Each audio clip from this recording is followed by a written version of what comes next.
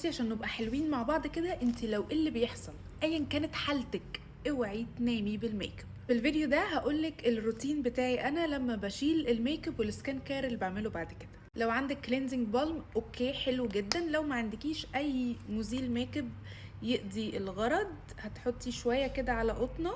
مش محتاجين فرق وهري خصوصا في المنطقه بتاعت العين اللي هي الجلد بتاعها ناعم جدا.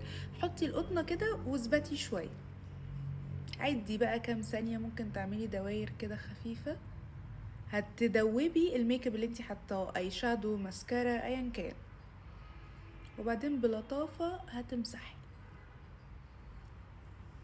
بايد خفيفه. بنمسح الميك اب تمام من غير ما ادوس ولا اكحت ولا اي حاجه. انا بتبهدل قوي وانا بعمل الفيديوهات.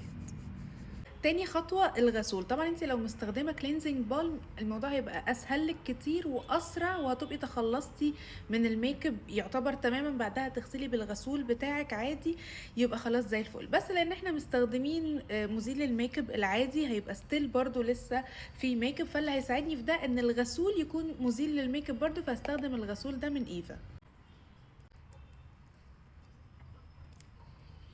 رجعت لكم بعد ما غسلت وشي ونشفت كويس، وهعرفكم ليه بعد شويه. دلوقتي هعمل سكراب لشفايفي بده من ايفا، ريحته تتاكل.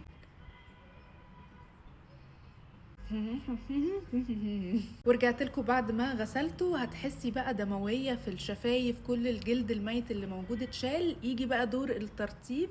رطبي باي حاجه عندك بتحبي تستخدميها. انا لقيت في وشي اماندا جبتها عادي. نيجي بقى لسكين كير البشره. بصي انت هتمشي بنظريه ان الاخف بتحطيه الاول تمام، فانت لو بتستخدمي في روتينك اي سيرمز او كده تحطيها الاول قبل الكريمات مثلا. وليه بقى قلت لكم ان انا نشفت وشي كويس قوي؟ لان اول سيرم بستخدمه هو فيتامين سي، وفيتامين سي ما بيتحطش على بشره مبلوله، لازم البشره تكون جافه. فيتامين سي ده هو اللي مسؤول عن اي تصبغات بقى في الوش، اثار حبوب، بيدي نضاره، بيفتح. ما تنسيش رقبتك في اي حاجه بتعمليها، وما تستعجليش في الخطوات. يعني بعد ما حطيت السيرم هستنى البشره تستفاد منه وتمتصه تماما قبل ما احط البرودكت اللي بعده. تاني سيرم بستخدمه هو الهيلورونيك اسيد. مش محتاجه اتكلم عن فوائده في الترطيب وفي الخطوط التعبيريه مع تقدم العمر يعني والاستمراريه، هو خطير. اختاري برضو النوع اللي يريحك اللي مناسب للبادجت بتاعتك كل حاجه، بس خدي بالك الهيلورونيك اسيد عكس فيتامين سي بيتحط على بشره مبلوله. فبحب بقى في المرحله دي ادخل التونر، يعني ما بحطش التونر بعد ما بغسل وشي على طول. ممكن تستخدمي ميه الورد لو بشرتك ما عندهاش مشكله معاها يعني.